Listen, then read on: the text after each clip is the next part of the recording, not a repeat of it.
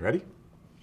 Breaking: Tom Brady is a Tampa Bay Buccaneer. It's an exciting moment for me in my life.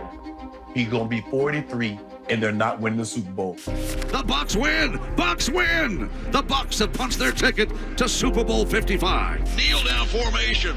Tom Brady, you are the man. You are the GOAT. The greatest of all time. His 10th Super Bowl.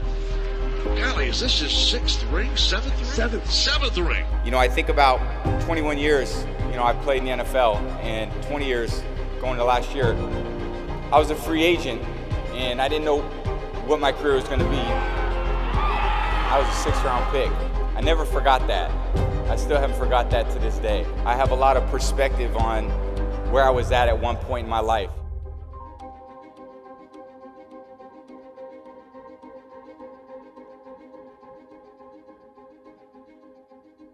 I think you do, man. Congratulations. I told you we got you, man. I got you always. Yeah, always, baby. Let's go! You guys happy? I'm happy. Yes. What are you? I got the eye black on your face. Come here. I love you. Start with congrats. What's it mean to you to be named Sports Illustrated Sportsperson of the Year for 2021? Thanks, I appreciate it.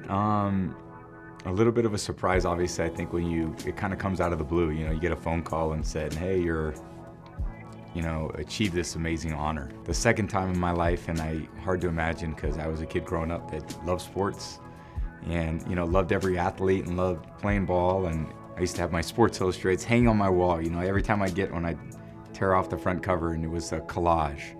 And it was really amazing. Who, I think we have a visual aid. I forgot to bring it up here. Who, we printed this out here for, who? Who is that guy? You recognize him? Man, that was a long time ago. Yeah, I do, and I think that those moments in my life too, 2005, 2006, it's the early part of my career. We had a lot of, I'd say, professional success, but at the same time, it was still really early in my journey. My journey of personal life, professional life, and all the different things that come with being a pro athlete. This was, I'd say, the beginning, if I was to look at it, and I think there's this great honor that gets bestowed upon you at a young age, and you got to grow into it too. I feel like I'm pretty well grown into it. I've seen all the ups and downs and different parts of success and failure, and right here, there was no wife, there was no kids, there was none of that. It was just me, my career, and then now I look at myself, and there's so much more to me than just that picture now. And I think there's a extended family should be right there alongside with me, when I see something like that. That's one person. To me, I am who I am because of so many different people. Well, I got more visual aids here since you brought it up. You're, we're on the same wavelength. Oh, man. So you're at an age now where that's great. You're not just a dad, but you have kids that are at an age where they can appreciate everything you're doing. Yeah. What does that mean to you, and what does that do to your decision to keep doing this drill? That you've got kids that they get it. They know what dad's all about. Yeah, and I think, this is the reason why I think you try to be the best you could be, for them. For my son, is Jack, who's probably the best part of my football career is having him at training camp with me for 2 weeks. Really? Yeah, and just having him every day to myself, and just a great kid, My family's so important, and without them, there isn't the joy of life that I have. And yeah, you look at just how happy we are together, playing and having fun, and so it's all about. This is going right in my wall. I'm framing it. I already got a spot for it, so it's awesome. Keep going with that. What makes you say, I don't want to stop? I think that a couple things. One is, the competition's fun, and I'm still pretty good at it too. And if I stopped, I think I'd have to find something else that I'm pretty good at. And I don't think that, I'm going to be able to jump into something that has the same amount of excitement. Football pushes you in ways that not a lot of other things can. How hard is it to motivate? How hard is it to do? I think that the emotional and the frustration part, like I said, is the hardest part. I'm dealing with, how am I not tortured by the game? How am I not tortured by small wins? Because I think everything should be a big win all the time. If it's not perfect, then why do it?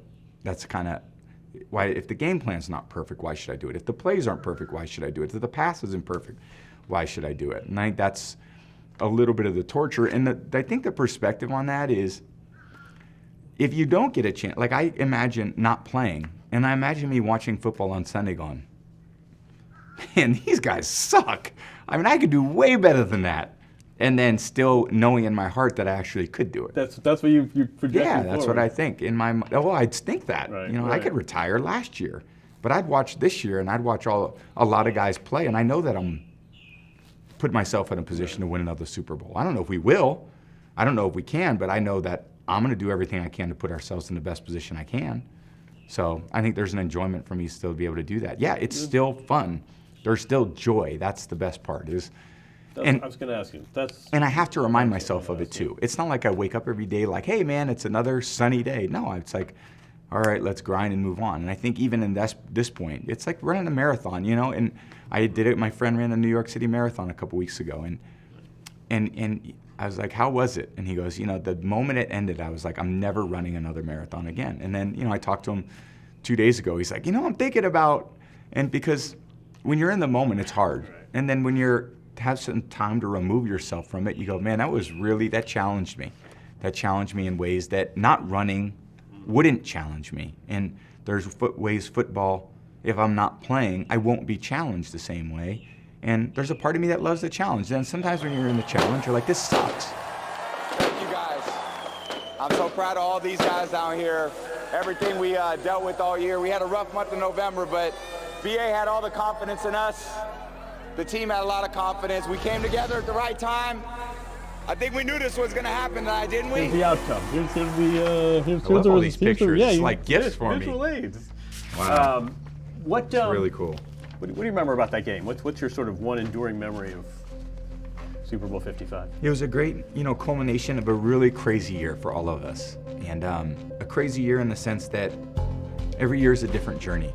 And every team goes on a different journey to either success or failure.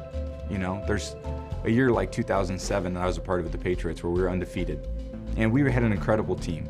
And in the end, we get to the Super Bowl, and it's not a great ending to the journey. This year, we were 7-5 at our bye week. And it was a crazy year. There were no fans in the stands, and there was no family at games. And then all of a sudden, we won 8 straight. And you just never know how it's going to go. And again, we're such in this, especially as athletes, you're so much in the week-to-week mode. When we were 7-5, I don't think anyone was thinking that moment. But, I think when we got to 11-5, we started thinking about that moment. And then after we won one playoff game against Washington, we're like, look, we got to win one more. We got to go to the Saints and beat the Saints. They'd beaten us twice. And then we won that one. And it was like, we're in the championship game. Let's go to Green Bay and just do it. And then we did it. And then we literally landed at Tampa Airport, and we're looking at the flashing lights of our stadium going, holy cow, we're one game from being world champs. Tell me if I'm wrong. It seems like we're getting more Tom Brady in the last year. We're hearing you, we're seeing you. You seem like you're putting yourself out there a little more. Just, I think, more comfortable with, naturally I'd say I'm very introverted, I loved football. Maybe I didn't always love what came along with it and the expectations and, having to please everybody all the time. And then, I was in an environment where, what the goal of our football team at the Patriots was, there was one voice and we were all going to say the same thing, and you got to do what's best in the best interest of the team. And I think this is a different approach. Our team here, I think there are more voices, and it's fine. There's different ways to be successful too. So again, I learned a lot from it. I think now I'm rediscovering, my voice and I'm having fun with it. And I think there's more comfortable just as an older guy too, My give a shit levels are probably a lot less. It should be at Super Bowls in age 44. Yeah. Probably a lot more 10 years from now. I'm kind of like a little, okay, what's it going to be like 10 years from now? I'm really not going to give a shit then, That was awesome. That was great. Thank you very much. Really Thank appreciate you. it. Thank you. That was, These are great pictures too.